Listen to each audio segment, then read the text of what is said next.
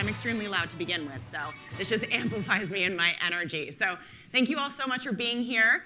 I am the VP of Integrated Media Strategy at Tinuiti. Been here for a little over 2.5 years now, so it's been really, really exciting journey here. And I'm incredibly excited to be doing this today with one of our partners through Rite-Aid, Joe Turtel. So Joe, come on up here. Joe. Clearly, Joe is way better dressed than I am, so it's fine. I'm not upset about it. I'm upset about it. So, Joe, I'd love to kind of start off with an intro of you and your background and all that great stuff. Joe Turtel, work at Rite-Aid. Been at Rite-Aid now for 5 years. Prior to that, I was in the agency side doing digital marketing, SEO, paid search, email, everything. So my role has evolved pretty significantly at Rite-Aid over the past 5 years. So I was actually brought on to do e-com marketing. So specifically, I was the second person in our e-com department. So I doubled it in one day, which was pretty cool. So I did a good job there. Ultimately, they gave me email. Then they gave me one-to-one personalization, so all direct mail. And now I'm lucky and fortunate enough to run all of our digital marketing efforts at Rite-Aid. So that's everything from email to one-to-one customer communications to social falls under me now. All of our display ads, all of our search, name it, it falls under me. And I'm fortunate enough to be able to work with Jaime and the team here for 2 years. Actually, our first meeting when we signed the contract, we were talking about this, was the day before the summit 2 years ago. Yep, yeah. So that's a pretty cool story. Yeah, for sure. It's been an incredible partnership. We work very, very closely together. We very much have that extension of the team type of mentality, and we very much appreciate that. And obviously today we're talking about, bringing those first-time customers back. And Joe and I talk a lot about this, right? We talk a lot about what it means. We talk a lot about how we invest in customer acquisition, how much money we're going to spend in that, right? We talk a lot about how we're going to get there, all of the great things that Craig and the Time Bahama team were talking about, KPIs and goals and all of that, right? But I think the one thing that we don't necessarily talk about is where to start, right? What happens when you do go with those new customers? And I think the one thing that Joe and I really agreed upon is that it doesn't start with the customer, it actually starts with the brand. So I'm gonna see if this works. Oh, it worked, perfect. To talk a little bit more about that. So Joe, if you wanna dive into that a little bit. Yeah, we all know the customer is the most important thing. But for us and for everyone here, it really does start with the brand and the organization itself. So for us at Rite-Aid, what we've been trying to do is build a culture around Wellness Plus, right? That's our loyalty program. And the loyalty program, that's the DNA of who we are as an organization. That's where we collect all the data. That's how we do all the personalization. So it's really important for us as an organization for everyone to buy into that. We have over 50,000 employees across the country. So to get every single person to buy into the fact that Wellness Plus means something, that collecting the data from Wellness Plus helps, and being able to encourage that throughout. So building a culture of wellness, but also building a culture of data. So what's really cool, and Jaime and I talk about this a lot, it's cool to be in digital right now, right? Because there's so many cool things that we can do around all the data, all the personalization. So encouraging our team internally on that. So that's what we at Rite-Aid, we call swipes, right? Somebody walks in, they swipe their card, or they give us their phone number, and that's how you get your discount. So with us, it's encouraging that throughout every stage of interaction with us. Yeah. So I think, one of the things that we talk a lot about with Rite-Aid is the scale. It's they've got tons of stores, and I believe the number is 50,000 associates, right? So what have you guys done internally to kind of tackle that a little bit, right? Like, how do you get 50,000 people beating to the same drum to be able to capture the right data on those consumers to bring them back? So what we do is we're always looking at how do we collect that data. And what we say is when somebody walks in, we ask them if they have their Wellness Plus card, we ask for their phone number, that's how we tie all that data together. But we have a specific number. Right now, we know that 70% of all of our front-end transactions are swiped, are actually carded, right? Sounds pretty high, but it's not high enough. So we actually work, and we've been, as we dive into the data, what's really important for us is to get everybody on board. So we actually do it, and Jamie and I talked about this. We do it to the point where we bring HR into the conversation. And we have our managers held responsible for goals around how do we hit 72, 73, 74%. And my team has been going to the stores and talking to them more about why is it important to get a swipe, right? So it's important because then I can do all this great stuff in email, right? And I can do all these great register receipts or these offers that come out of the register afterwards. And you, Mr. Manager, whose your goals and your bonus on how many people actually come into your store, if you just ask them to get a swipe, I will use tactics to help drive them into your store to increase sales so you can hit your bonus. So everybody wins by just asking for that one question. Do you have a Wellness Plus card? Yeah, awesome. That's fantastic. So I think, we haven't talked about the consumer yet, so is now the time to talk about the consumer? You've kind of built that foundation, you gathered the data. Is that where we go next? Well, for us, it was really important to get everybody on board. It was really important for us to, I think Craig said this before, break down the silos.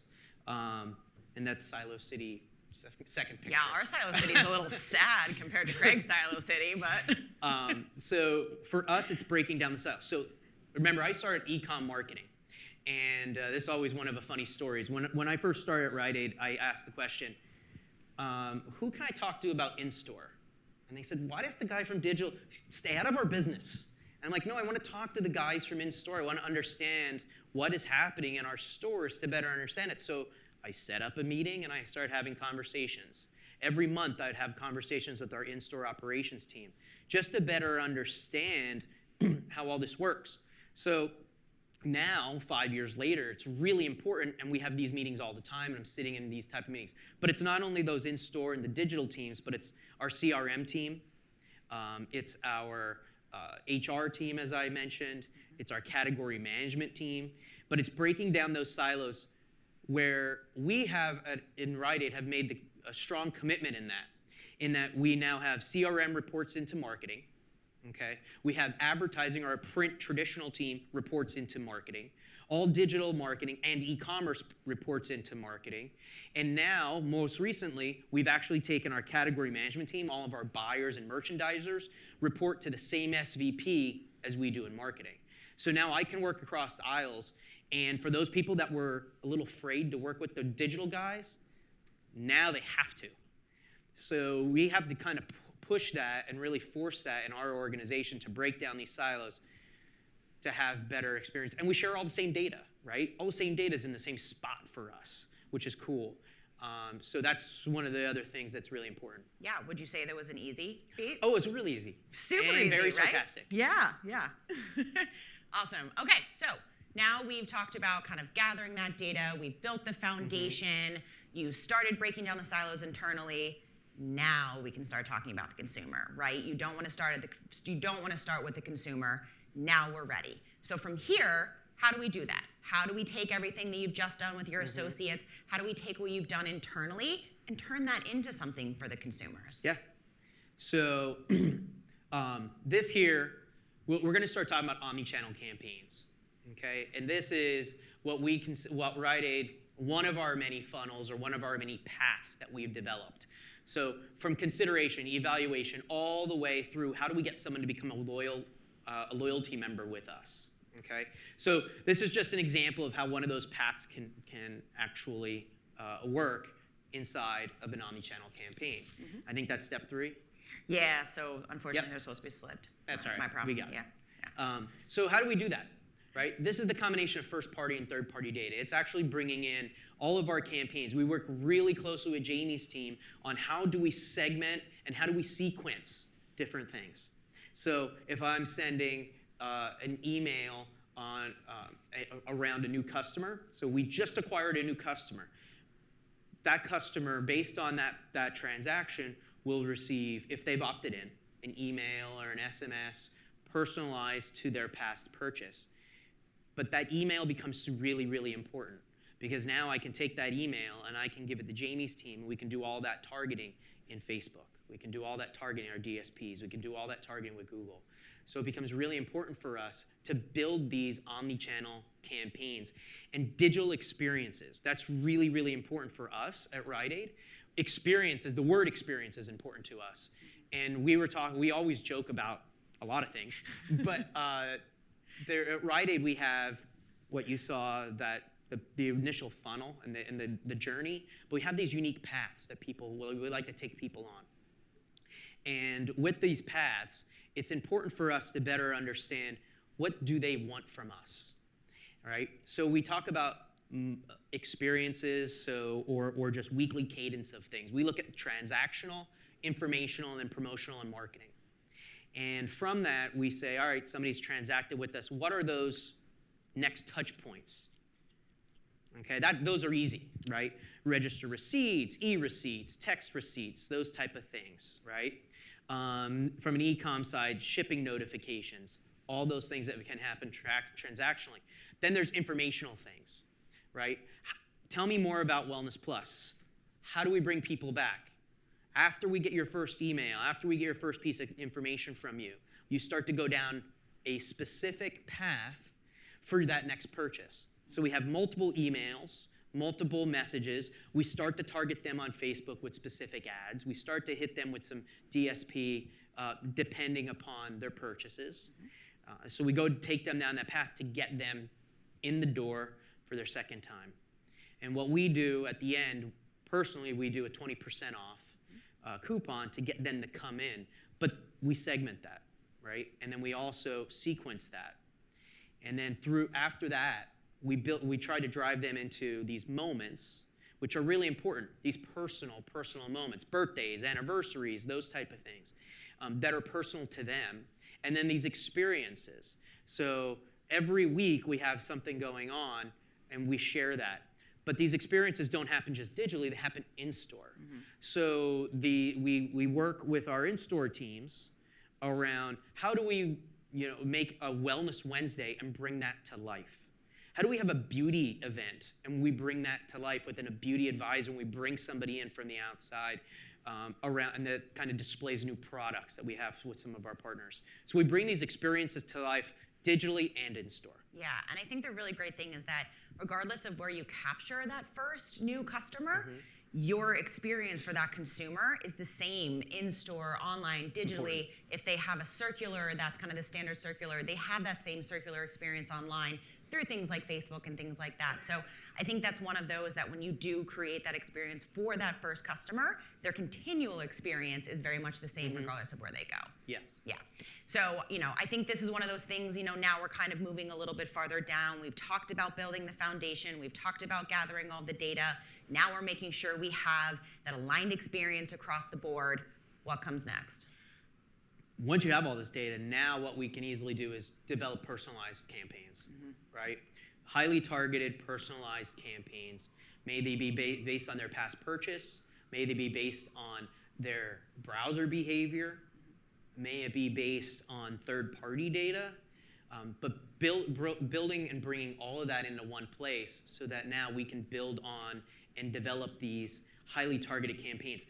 For us, if you think about Rite-Aid, you don't think about the big organization, right? You think about that pharmacy that's on the corner, mm-hmm. right? And when we talk about personalization, if you think about the pharmacist, is the closest person in the healthcare program or healthcare system that you will have at any given time. Because for a doctor or a nurse or, we have ready clinics or urgent care, you have to make an appointment, right? Or you have to wait. Your pharmacist, you can walk right up to your pharmacist. He or she knows more about you than most people, and you can be very open and personal with that person, okay? At Rite-Aid, we keep all that data very separate, okay? So I don't know what medicine you're taking or what scripts you're filling, but I know that if you are a pharmacy customer versus not a pharmacy customer, and what other items are you buying from us. So that experience is really personal. How do we bring that to life is really important, and we like to say hyper-local. So how do we develop these hyper-local experiences with our pharmacist, bringing them out from behind the counter to be a spokesperson for us. So it's a lot of training, it's a lot of discussion, but it's also very exciting, especially as my role continues to evolve and everyone in the organization starts to understand the importance of digital and how do we bring that pharmacist to life digitally. There's some really cool things that we're doing next year that's going to really bring that to life that I'm excited about. Yeah, I think it's amazing. You know, we obviously talk a lot about the omnichannel experience and the broader side of things, but with something like a Rite-Aid, like you said, everything is very local and it's very much a community-based. How do you integrate that larger experience into the local side of things as well? And we've done a lot of these highly targeted campaigns that have been incredibly successful. So, all right, this is a lot. We've talked a lot about KPIs and, previously today and how we measure it and what we do. We want to make sure we're thinking about customer acquisition and kind of the evolution of that and what their lifetime value is. How do you even begin to measure something like this? Great question. And that's why I bring you guys on board. Right, sometimes we help, right? I know. So what we've done is all of our Wellness Plus data sits in one place in the organization. But then we have all of this external data. So we have data from our DSPs. We have data from Google. We have data from our social channels. We have data from email. What we've done at Rite-Aid is we've kind of went through and we looked at what we call digital influence. So by taking all of that external data, and now we actually, with all of our partners, how we help define who our partners and vendors are going to be, this is a requirement. We need them to be able to give data back to us that we can throw into BigQuery. Okay? We have Google Analytics 360. That's our digital analytics platform. But we bring all of our in-store transactional data, we put that into BigQuery. Remember, every time we walk into the store and we ask you for your Wellness Plus card or we ask you for your Wellness Plus data, that number is associated to that transaction. Now I'm asking for all my DSPs to give me that number back. Was one of my Wellness Plus loyalty members impressed by one of your digital ads? Did one of my Wellness Plus members open an email? Right? Did that email influence that transaction? Jaime mentioned we have a weekly circular. Those offers, as it said, weekly, Sunday through Saturday, right? So our attribution window is very small, right? And if you can't do an attribution window within 7 days with us, we don't want to work with you. So it's really important for us to look at that. Now, we understand there's longer terms and longer play with brand, but if we're talking about mostly last click, or we're talking about how do we influence that more immediately, we look at it in this little window. But we all do it here with BigQuery, so we can start to develop an attribution model. We can look at it from 1 week to 2 weeks to 3 months to understand how do we improve brand, how do we improve loyalty, and that all really starts after that first purchase for most of our customers. Because once that first purchase happens and I have that Wellness Plus data, now with BigQuery, we can actually go and see with the Google ID and tying all this stuff together, did they visit the site prior to that first purchase? And that helps us do lookalikes and do modeling for all the acquisition campaigns. But by pulling everything into one place, aligning it with our transactional data, e-com or in store, we can now target our campaigns, sequence our campaigns, create omnichannel campaigns, create personal campaigns based on all of that to be able to drive this. Awesome. So I know that this was no easy feat. I know the kind of blood, sweat, and tears that went into this project. There's a lot of work, a lot of time, a lot of money invested into it.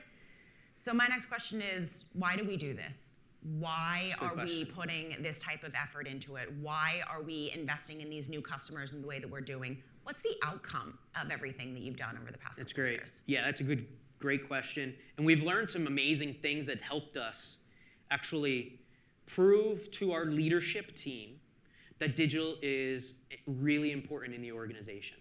Okay? And here's some really important facts that we have. So Wellness Plus customers represent 70% of our front-end sales, right? Pharmacy sales put aside, everything else is front-end. They represent 78% of our total sales, and you can see the pharmacy numbers there. But a Wellness Plus customer, right, somebody that comes in and is a loyal customer with us, they spend $5 more than somebody who's not a Wellness Plus customer. That's pretty impactful when you talk about 25 million Wellness Plus customers. That's a big number, okay? So that's really important to us. Other numbers that are important to us, we understand omnichannel.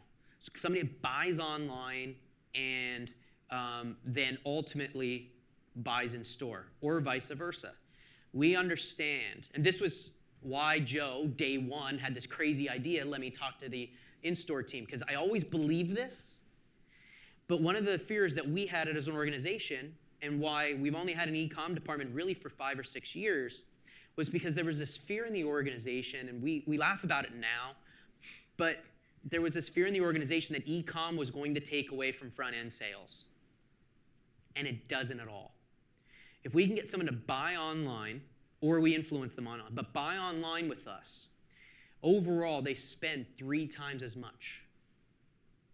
Okay? They're actually, on the second chart there, they actually go in our physical stores 11 times more. So no, not e-com is not taking away business. E-com is helping the front-end stores. They're helping to drive business. Why is that? It's Wellness Plus, right? It's the fact that we can bring all that data together. We can personalize the experiences further. We can develop these omnichannel campaigns even further, and then we can target those, obviously with Jaime's team's help, to do that across all of our different channels. And we go into it even more around what the value of a pharmacy customer is and how important that is. Mm-hmm. So we can really dive down and understand who should we target. We found this great stat that it said that if someone is a pharmacy customer with us, that they actually spend, it's around $170 more a year with us in the front end of our store. All right, that's a lot. Right? And when you talk about gross margin, it's significantly more when we're talking about margin. So what we did was we went to Jaime's team and we had this discussion. And what most of our vendors would say, well, how do we get more pharmacy customers? But after talking with the team, we basically said, no, it's not about how do we get more pharmacy customers. It's how do we already target our pharmacy customers and we get them to buy even more, get them to come back even more. How do we find that particular person and get them to buy more from us? Pharmacy customers is really hard to acquire, right? We have other campaigns that are going to be doing that. But how do we do this to get that second and third purchase? Yeah, I think that was a huge insight and a really great shift for you guys as a whole. So I know we're running a little bit over time, so I'm going to kind of kick it to these key takeaways here. We're not going to go through them. It's all of the fabulous things that Joe just said. But really, I think the highlight is start with your brand, start with the data before you start moving into the customers, and then kind of work your way down and really see if you can pull out some of those key nuggets of information. Like, well, maybe we don't need to get more pharmacy customers. We need to figure out how to take those pharmacy customers as first-time purchasers and figure out a way to get them back. So thank you, Joe, for everything, your partnership, and everything, all of your humor. That's my favorite. Thank you all so much. Thank you. Joe and Jaime, everybody. Joe and Jaime.